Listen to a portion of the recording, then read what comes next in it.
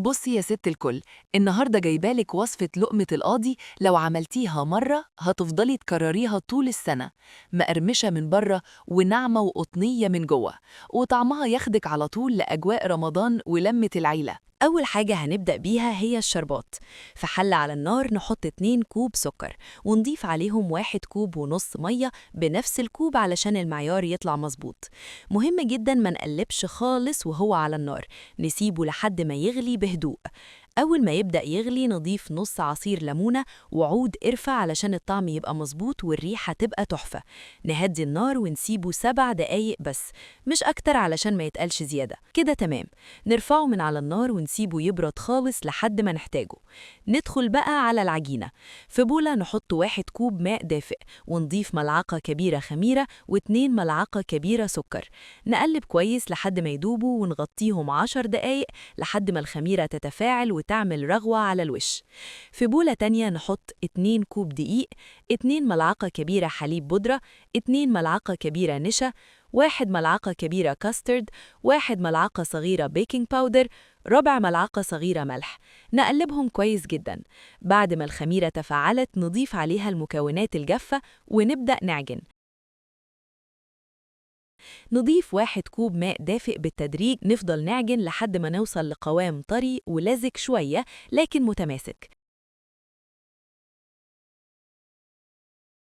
نغطيها ونسيبها في مكان دافئ ساعة كاملة لحد ما يتضاعف حجمها.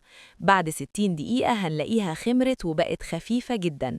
نفرغ منها الهواء بهدوء. نسخن الزيت ونبلل الملعقة بالزيت علشان العجينة ما تلزقش، وكل مرة نرجع نبللها تاني. نحط العجينة في الزيت ونسيبها حوالي 30 ثانية تمسك نفسها قبل ما نقلبها. نقلب باستمرار علشان الحرارة تتوزع واللون يطلع موحد. أول تحمير هيبقى لحد لون ذهبي فاتح. نطلعهم ونركنهم، وقبل التقديم نقليهم مرة تانية لحد ما يوصلوا للون الذهبي الغامق المقرمش. ركزي معايا في شوية تكات بسيطة هتفرق معاكي جدا. أول حاجة، الزيت لازم يكون متوسط السخونة، مش سخنة قوي عشان ما تتحمرش بسرعة من بره وتفضل عجينة من جوه، ومش هادي قوي عشان ما تتشربش زيت وتطلع تقيلة. ولو محتارة، اختبري الزيت بنقطة صغيرة من العجينة. لو طلعت على الوش وبدأت تتحرك بهدوء يبقى كده تمام. وتكة مهمة جدا، بللي الملعقة بزيت كل مرة قبل ما تاخدي العجينة عشان ما تلزقش وتطلع الكرات معاكي مظبوطة. وخلي بالك ما تنزليش كمية كبيرة مرة واحدة، سيبي مسافة بينهم عشان يعرفوا ينفشوا براحتهم. وأول ما تنزلي لقيمات في الزيت سيبيها حوالي 30 ثانية من غير تقليب لحد ما تمسك نفسها الأول. بعد ما يطلعوا من الزيت يا إما نحطهم في الشربات البارد مباشرة، يا إما نخلط 1 كوب سكر مع ملعقة كبيرة قرفة ونغلف بيهم جزء من الكمية. الشيرة لازم تكون باردة. ومن أحلى الأسرار بقى للقرمشة إنك تقليها على مرحلتين. أول مرة لحد ما تاخد لون ذهبي فاتح وتطلعيها وتركنيها، وقبل التقديم تقليها مرة تانية لحد ما تبقى ذهبي غامق ومقرمشة جدا. وبالنسبة للشربات دي قاعدة ذهبية، اللقمة لازم تكون سخنة والشربات يكون بارد عشان تفضل مقرمشة وما تطراش بسرعة. وما تسيبيهاش في الشربات كتير، 10 ل 15 ثانية بس كفاية جدا.